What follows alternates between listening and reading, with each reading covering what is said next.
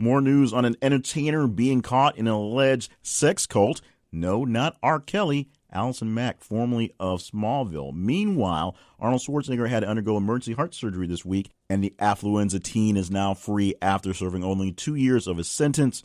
We'll talk about those stories and a whole lot more, but we'll talk about some other ones first because those three, while big, not exactly the top 10 material for this week.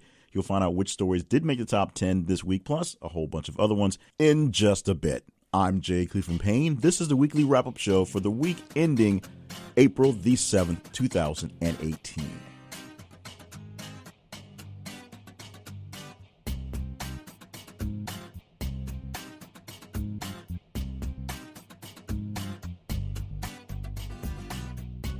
And welcome to the show. This is a presentation of thisisaconversation.com, the website that handles all the best conversations with all the best conversationalists. That's a real word, but not quite using the right context for this meaning.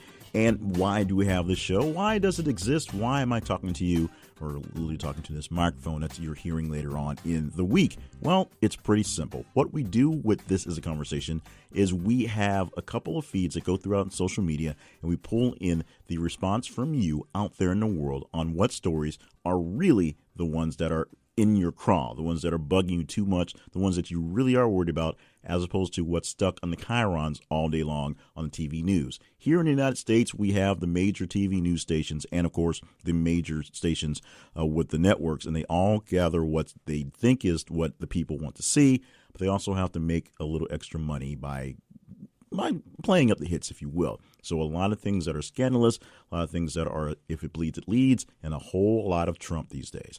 Sometimes Trump isn't the big story, and we ask you what all the stories are with links to stories from various media outlets on various different topics. Some more serious than others, some really, really silly, and some that just kind of caught my interest so I threw out there to see what would happen. You respond to them via social media, following us on Facebook at This Is The Conversation and on Twitter at @TH_conversation.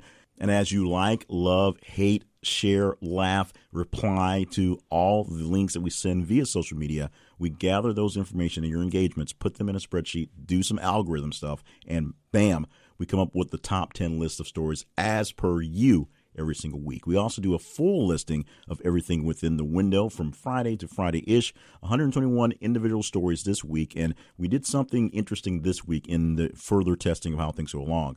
We allowed two really big stories from last week that posted late, or more or less late in the game, early on Friday, and we let them stick around and play with this week's, and they are still ranking fairly high, even with a lot of major stories happening this week. So a couple really big holdovers from last week will be in here. We'll explain some of that in the quote-unquote housekeeping section in the second part.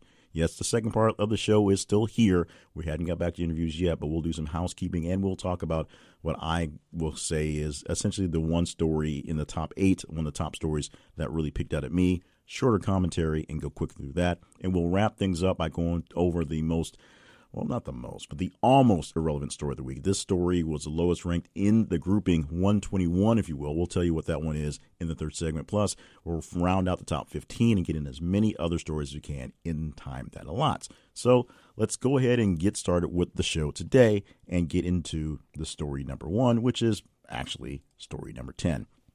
Headline for that one is Air France cancels a quarter of flights amid strike over pay. We posted this one on Friday, March 30th, so last Friday, and we actually had a lot of stories from Friday that had a lot of juice to stick around, and so that was kind of, I guess, interesting in that case. The big ones we'll get to in a bit, but let's start off with this one on Air France. Issues with airlines is a thing that's a kind of a growing thing around the nation and the world, if you will, here in the nation of the United States and around the world.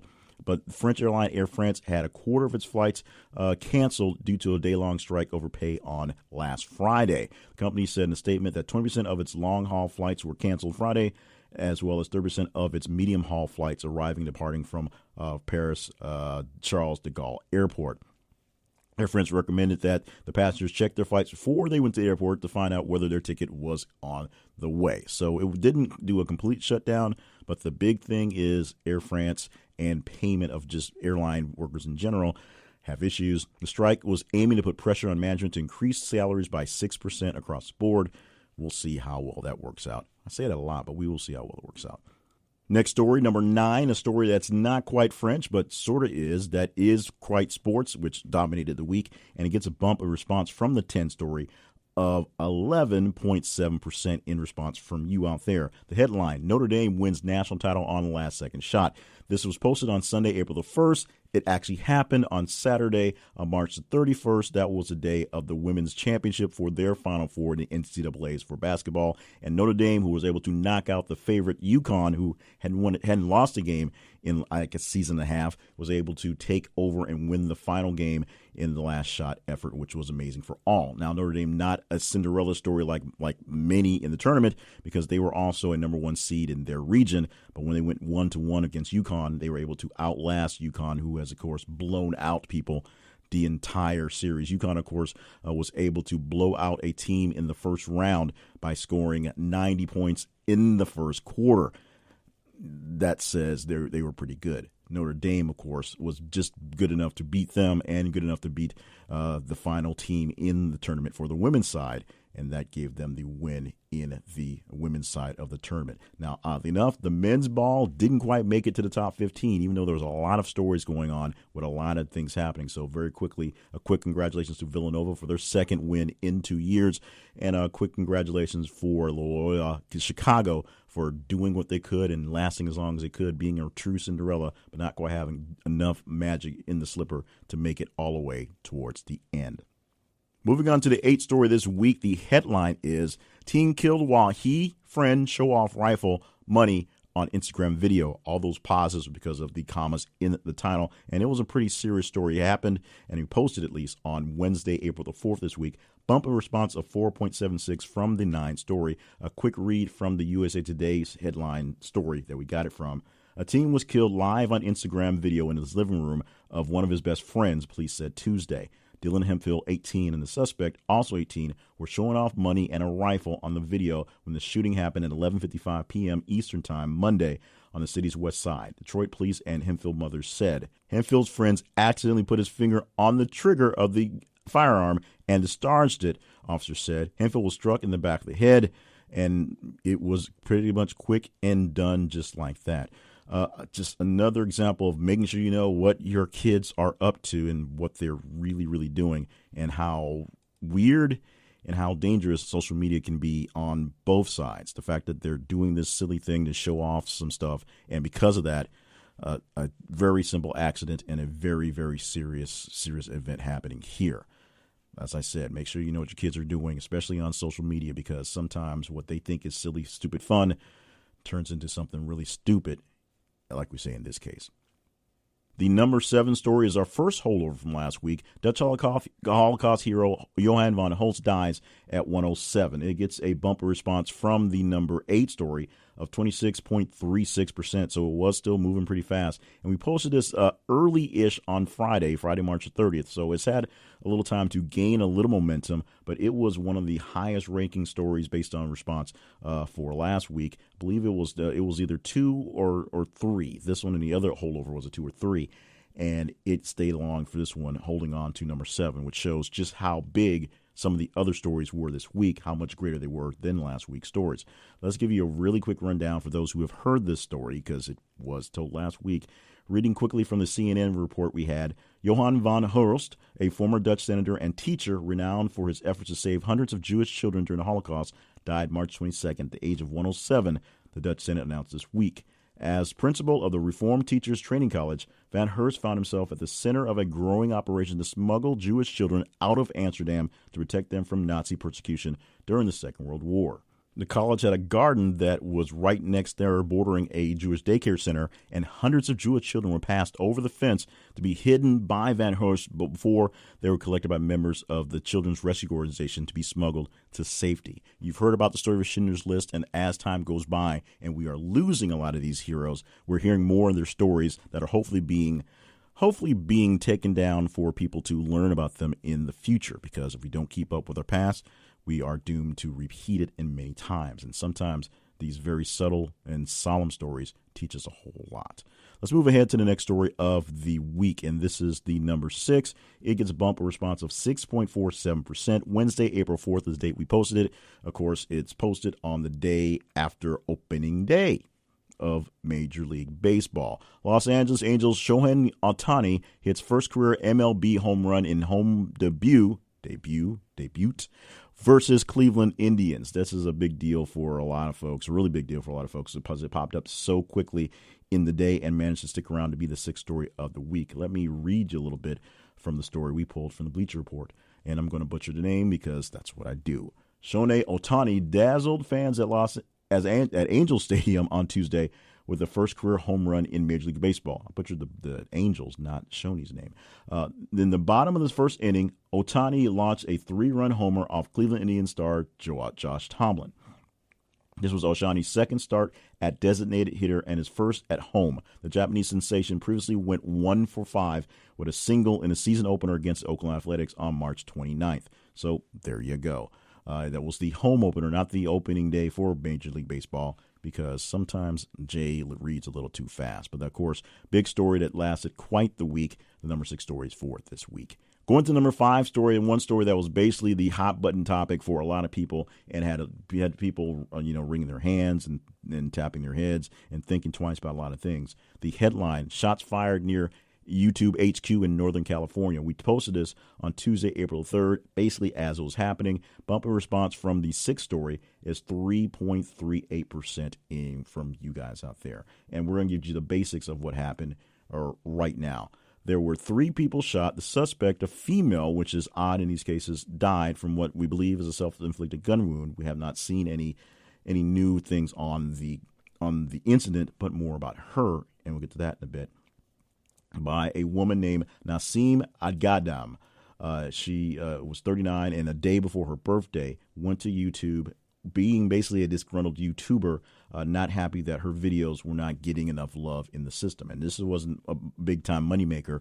She just thought her content was being censored. And it's odd because while a lot of videos were sort of crazy-ish, what she was touting was animal cruelty and fighting animal cruelty, but she didn't see the results she thought she should see from YouTube. So she went to this YouTube headquarters and went there with on a mission to cause some trouble, which she did.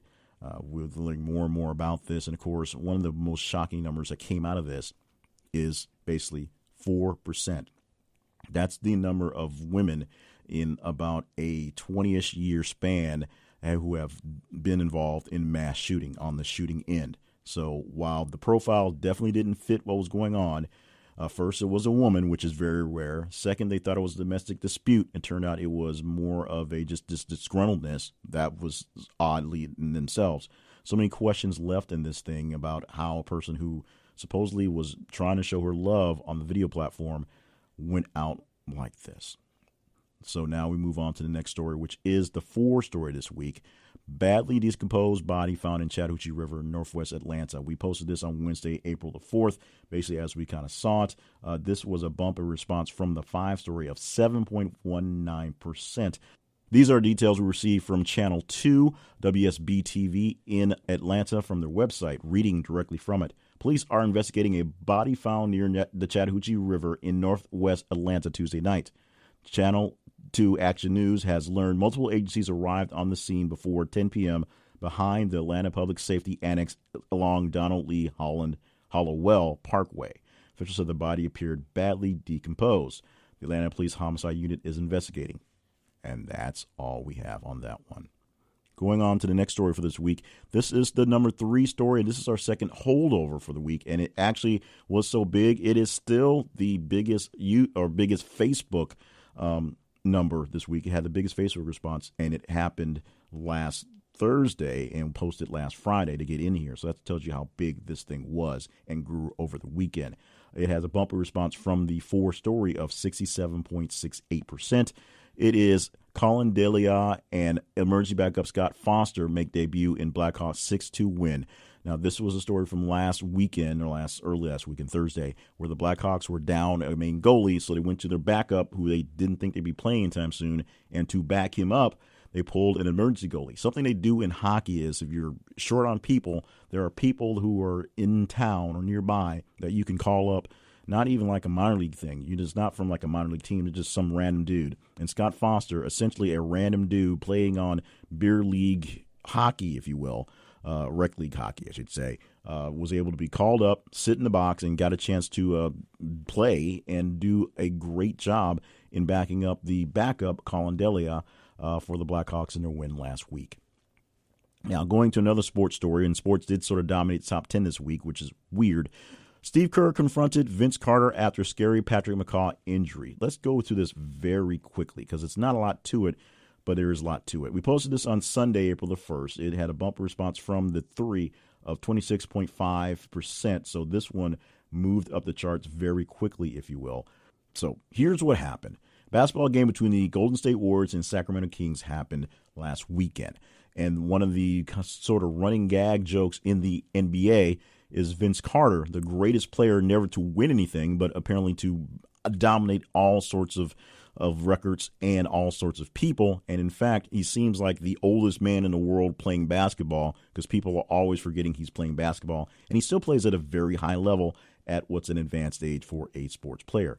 On a shot, Patrick McCaw of the Warriors went up to take a shot, and then he was essentially kneecapped by Vince Carter, who went under him sort of in the moment, trying to get out of the way, and ended up knocking him down. McCaw had to be taken off on a stretcher. It was so bad. Steve Kerr immediately went to kind of nutso mode to make sure that his guy was okay. And then after seeing just how distraught Vince Carter was on the other side, on the Kings side, he went to confront him after the weird injury. It was a good showing of sportsmanship, a good showing that these guys are in a family, in a club, and while they are playing against each other and competing against each other, it really is a very tight-knit community of people who aren't looking to hurt anybody, only in odd cases. Vince Carter, never known to be somebody who was out there as a wild player. He just happened to be literally the wrong place at the wrong time during the play. No update on McCaw from this story, and we'll probably get something on that if this one stays around, because this one did get a lot of response. It may stick around if we get an update for next week to pull this into the ranks. This brings us to the top story of this week, the number one, and this one has a distinction of having literally just a day to run, maybe you can say not even 18 hours or so. And this one just straight up dominated from the get-go, which this man is known to do in his actual profession of beating people up. We're talking about the UFC. We're talking about the big upcoming date for UFC, which is 2/23. But we're talking about somebody who's not actually involved in this next upcoming bout. It's Conor McGregor, who came on to make an appearance at the press conference and ended up arrested and maybe facing serious charges and probably getting fired from the UFC.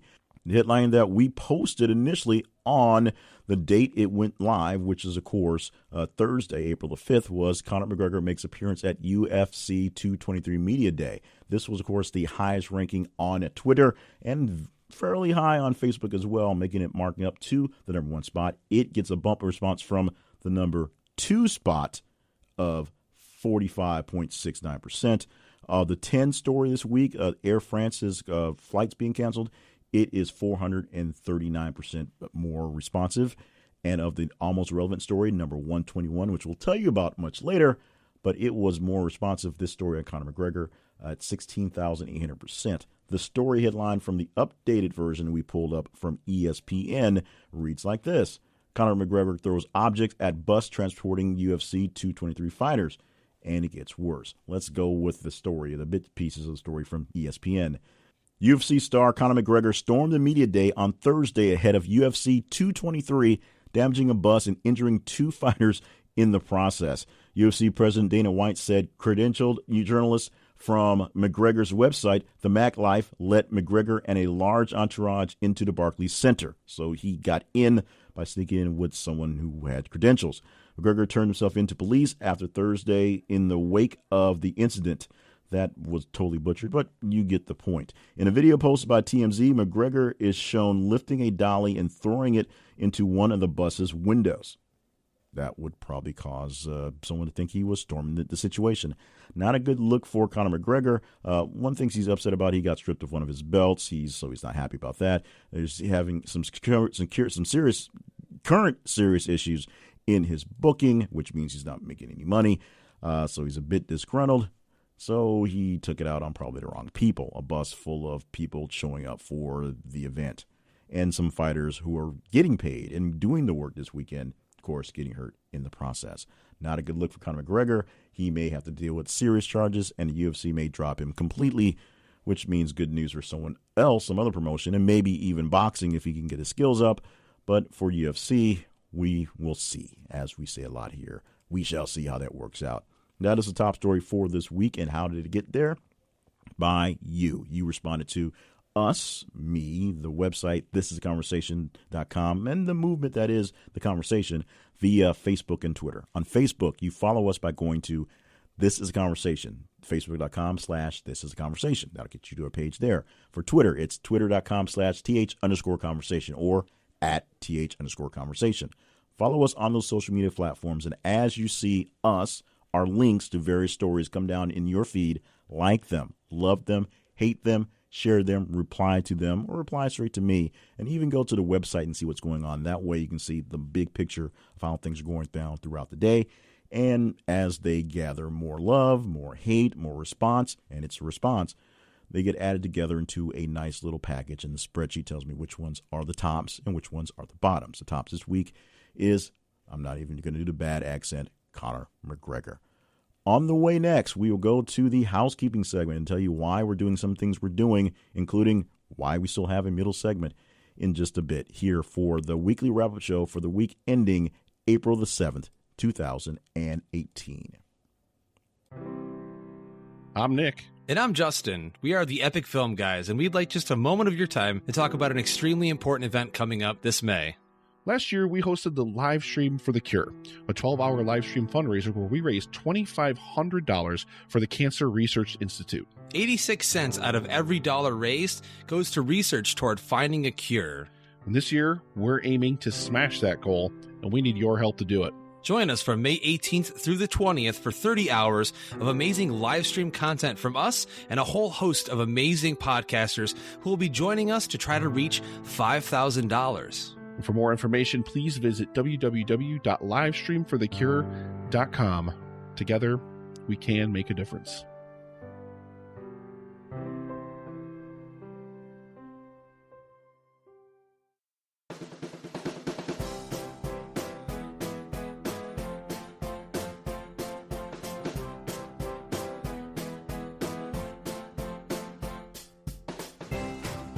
For those of you new to the weekly wrap-up show, this was a 3-segment show where the middle segment had a game, the game show element, where we interviewed different people, different interesting people, and talked about them so we can get the them part out. That's what it's good. That's what they get out of it. They get a chance to promote themselves. And then we play a game that the name shifted, but essentially was a bracket-style game for the news, where we would take the top 10 stories in the first segment, and we rearrange them in a random order, and then we'd offer them up to them in a bracket style to see who would win, to get down to one final story, their top story of the week, and then they get a chance to talk about it for 3-5 minutes on the story, just freeform whatever they thought about it. It was fun. It was interesting. It was enlightening. I got a chance to play with a lot of different friends of mine that I've known professionally, and a lot of new people that I've found as new friends professionally and just kind of randomly in the world of social media and just the internet and stuff like that. And I got a chance to talk to some pretty good influencers here or there as we grew the thing. Unfortunately, time and life have gotten in the way of that segment. So we still have the second segment here that's going to be housekeeping and some kind of rule things. And I still will do what I've been doing for the past couple of weeks. I'm going to tell you which story of the top 8 is the most impactful story of the week. I may stretch to 10 and make it figure out that. But I'm essentially playing the brackets by myself and figuring out which story beats out the other based on what's there. And so I'll get to that in a moment. But we're looking to try to find a way, and it's basically it's time and timing, which oddly sound the same, are two different things. The timing of getting interviews in and getting scheduled around people's schedule to get it into the timing of the show to get it out for the weekend, and the time it takes to make all that stuff happen are issues that makes that not work out as well. So we're going to keep this the middle segment. There's a grand design to place this program onto the radio, terrestrial radio, if you will, and not just keep it as a straight podcast. One of the reasons why we call it a show, because it's made to be used in other segments, and we're building it with specific segments to allow plenty of time for commercials and breaks for the local stations. It may not be in the more normal format they're expecting, but it should offer them up actually extra time, even though it doesn't quite line up towards the normal clock. That's business speak for how the commercials run on your show. So it's going to stay that way. Plus, it does give me a little extra time to explain how things are going and talk about the life of the website, life of the podcast, life of this mission, and the slight name change from hashtag This Is a Conversations Weekly Wrap-Up Show to now the Weekly Wrap-Up Show. And in the conversational vein, it is Jay Cleveland Payne's, that's me, Weekly Wrap-Up Show. We're doing some changes to basically to kind of make things a little easier to figure out. The hashtag following thing isn't quite working, to be honest. And so hashtagging a lot of things isn't doing the response that I'd like it to do. It does make things easier to find for my purpose, but no one's out there really sharing the hashtag, so we're going to give up on that one. Hashtags aren't exactly old news, but for some purposes, they don't work out as well, and we're finding our purpose. It doesn't work out as well. Other than that, we're going to keep on doing what we're doing. I've loved the response I've gotten lately about the way we're getting the stories in, the way we are doing things that are more brief. So the brevity pledge I gave about a year ago is working, and we're being more concise and more interactive with you and more engaging in the way things go down, especially explaining the percentages of how things are responding from story to story and which ones get more love on Facebook and Twitter.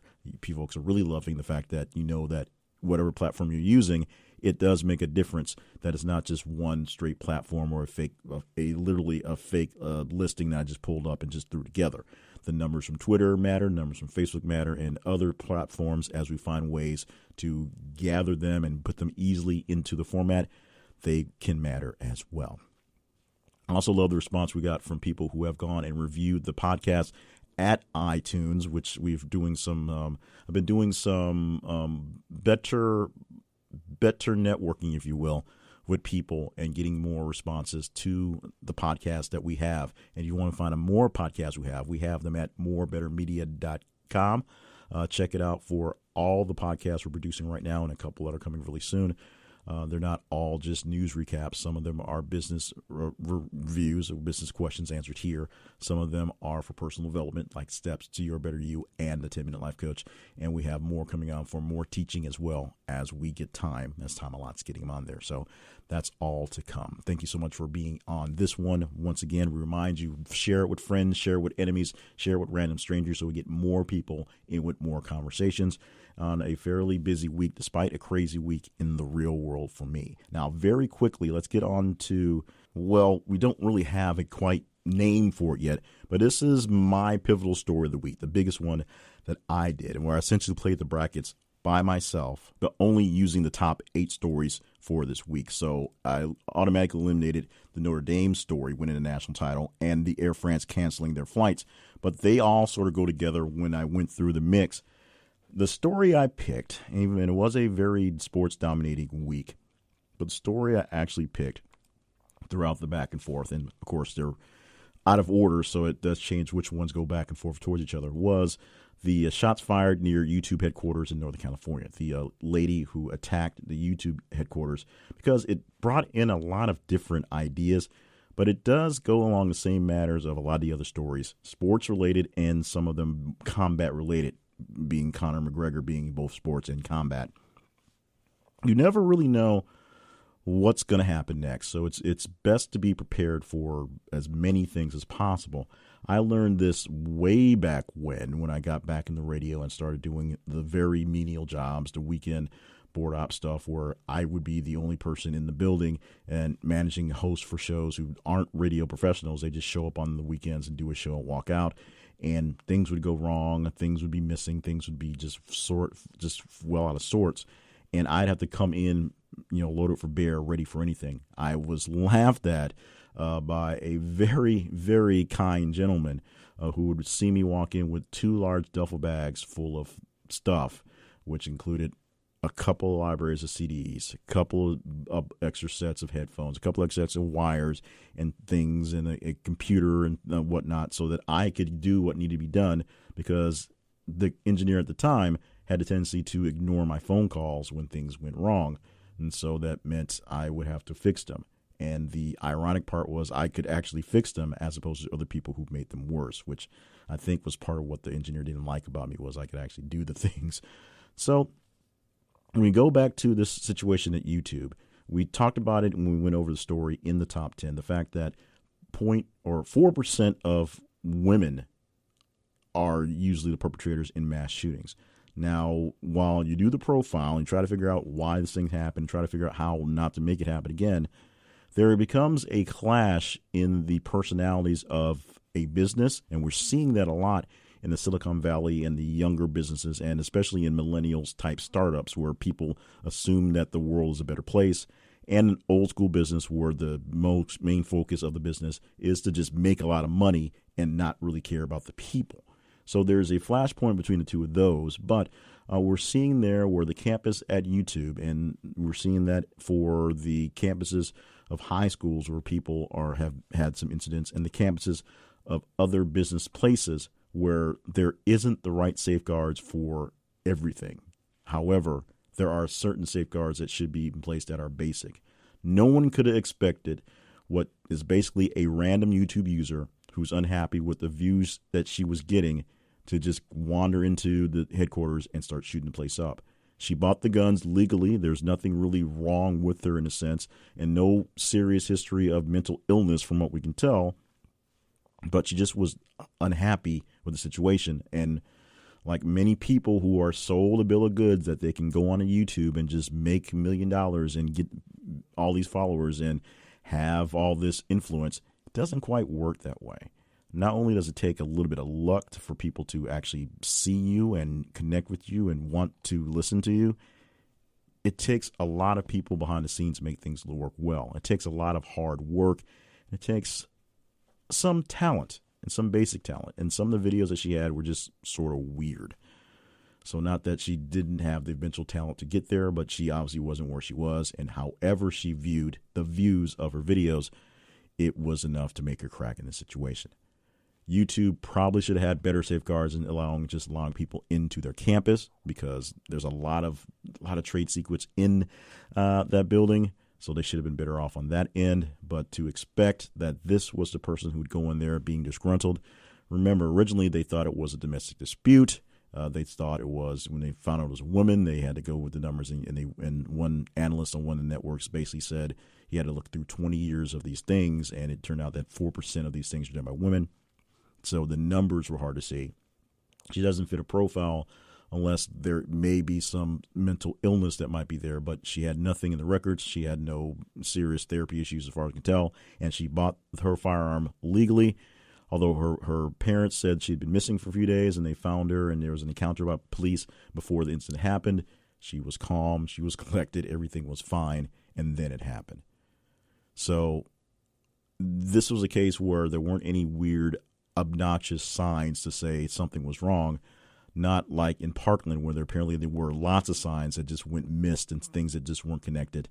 Not like in various other cases where you see a troubled person and you know a troubled person. I guess her family may have known that there was some trouble there, but it didn't really connect to the real world. How we really go forward, I don't really know, but we have to be prepared for the happy and the sad, the things that can go wrong and the things that may go right. You have to be prepared. You have to have the time to be available to make these things happen. The hockey goalie that was a financial manager by day who got the call and saying, dude, tonight you're in the NHL and you're a goalie. He had to be ready for that, and he made the most of the moment. It happened. Conor McGregor made the most of a moment and made it a really bad situation, and he has to prepare for the consequences of being a knucklehead for no apparent reason from what we can tell. The man who was instrumental in saving all those lives of those young children during the Holocaust, he was ready and prepared when the moment happened. Something happened, and he jumped to the rescue and did what he had to do. Good times, bad times, glad times, sad times, we must be prepared. Maybe not necessarily ready to go at a split second, but able to manage ourselves and get the head space we need to move forward. That's the commentary I have right now. We're working on it. I know I shouldn't apologize so much of that, but it's a work in progress.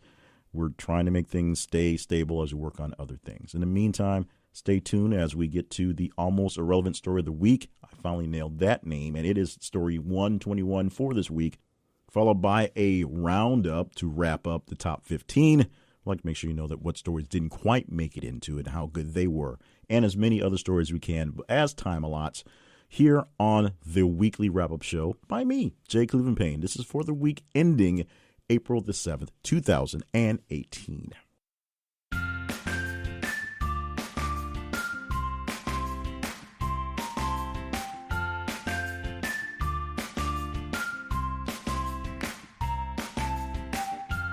We put our spotlight on sponsor FreshBooks again this week because it's a great time to talk about FreshBooks.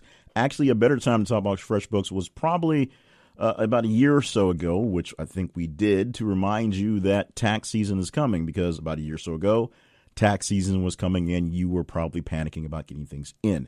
And right now, you're probably still panicking about getting things in. So here's what you need to do going forward. I can't help you out next week. I can't do anything for you, but tell you to take your time, be patient, and get in as much work as you can, and watch for the deadline, because the deadline always sneaks up on you. This time, I'm telling you to check out FreshBooks. FreshBooks can help make your invoicing easy. That's right now, and help you take care of your taxes easier this time next year. It is accounting software that makes billing painless and just simply works to help you spend less time on accounting, more time doing work you love. So you can do more work and make more money because the accounting system is taking care of you via FreshBooks. It's easy to invoice. It's easy to keep up with records. It's easy to print reports. And of course, the big important thing is it's everywhere. It lives in the cloud, so you can have an app on your phone, an app on your tablet, or access it via your computer or desktop. And anywhere you can be with a little bit of internet access, you have access to your FreshBooks. Whether you are self-employed, whether you manage an agency, a firm, a consultancy, or a mid-level corporation, you can take care of your life and have a much better accounting life by offering yourself the gift of FreshBooks. And we're offering you a great deal by going to thisisaconversation.com/FreshBooks. Thisisaconversation.com/FreshBooks, or stop by the website and click on any of our sponsors to help keep us on the air. But we are giving a very, very, very, very big spotlight this week on one that we love for our business. That is FreshBooks accounting software. Check it out by going to thisisaconversation.com/FreshBooks.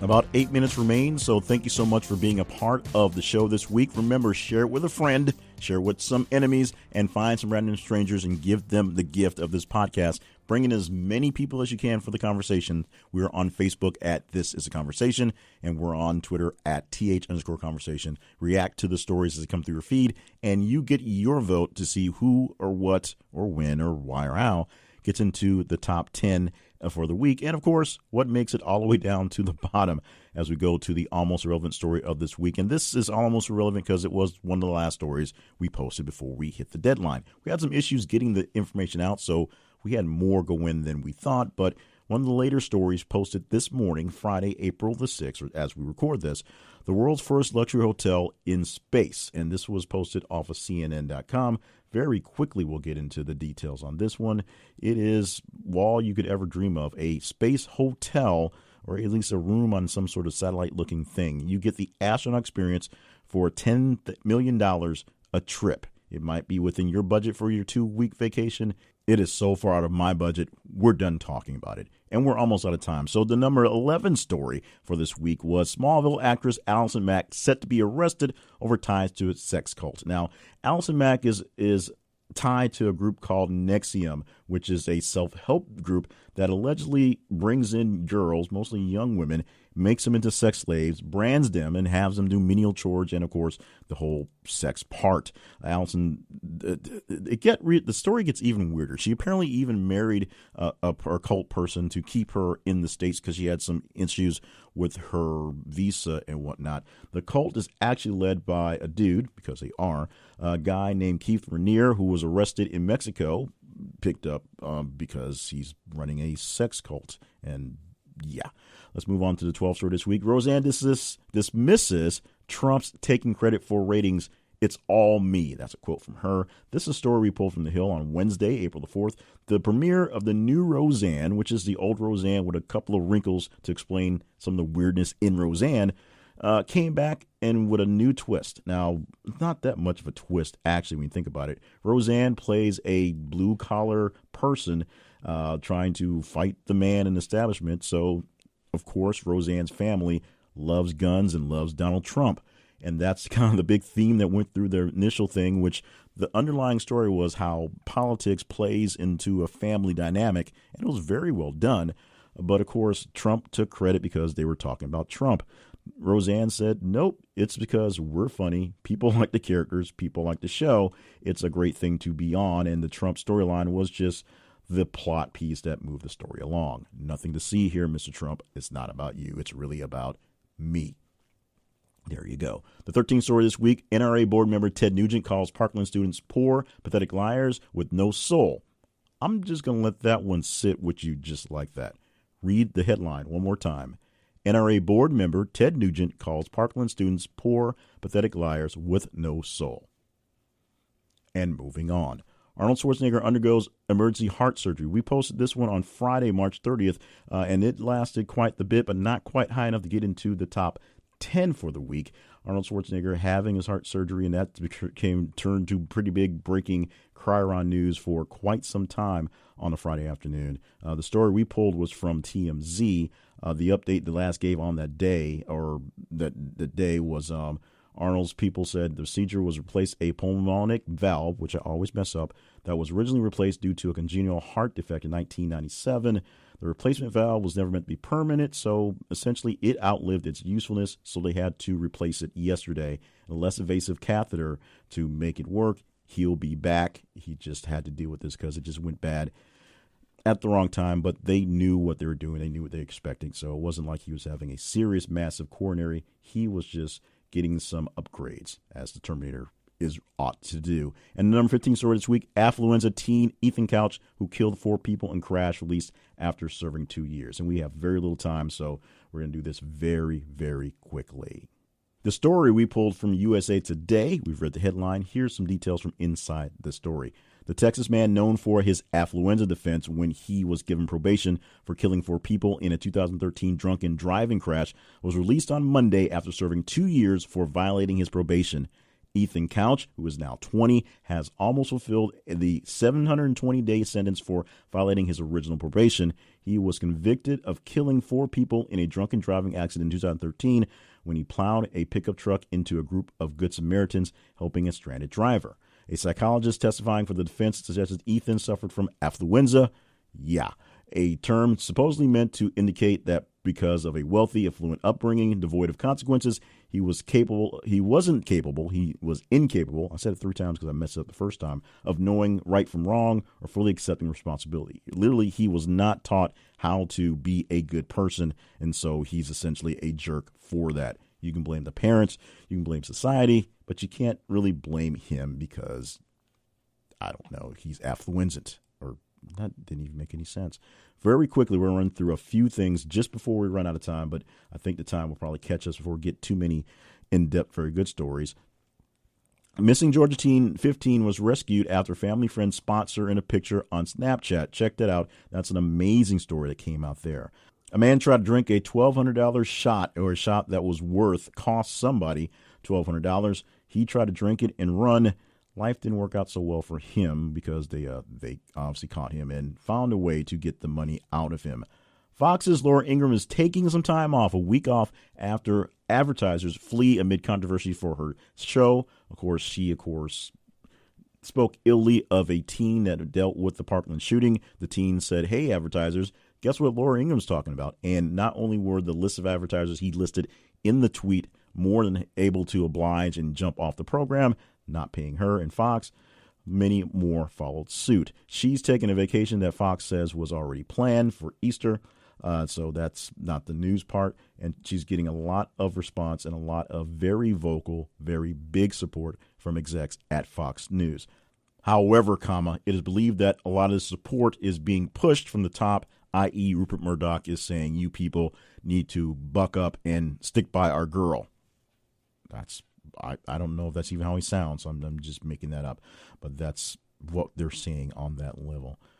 Some internal Facebook posts were released about people discussing all the dealings they're having to deal with about Facebook. And some people are wringing their hands of the Facebook thing. Some people saying people don't understand us.